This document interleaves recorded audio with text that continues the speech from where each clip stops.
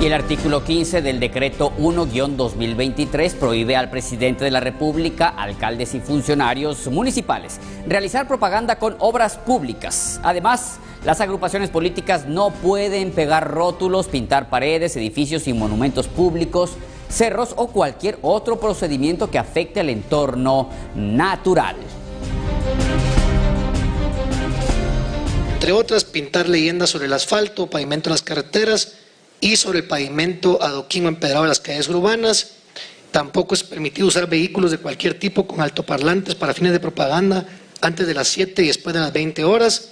Realizar propaganda electoral de cualquier clase el día de la elección y durante las 36 horas anteriores. El expendio o distribución de licores, bebidas alcohólicas y fermentadas o su consumo en lugares públicos desde las 12 horas del día anterior a las elecciones y hasta las 6 horas del día siguiente de esta. Las organizaciones políticas y candidatos a cargo de elección popular en ningún momento podrán contratar o adquirir por sí o por terceras personas tiempos y espacios en los medios de comunicación social.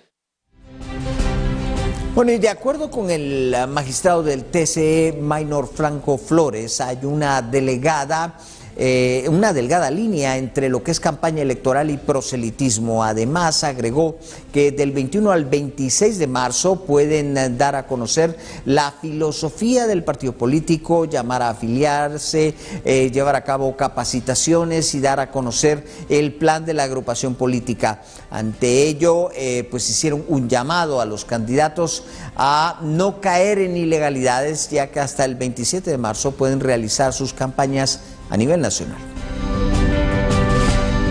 Pueden hacer proselitismo, pero no entrar a una campaña electoral concretamente. O sea que en ese aspecto no ha variado, solo proselitismo. Además, pues, de que, como ya se ha reiterado varias veces, este es un periodo precisamente de postulación e inscripción de candidatos.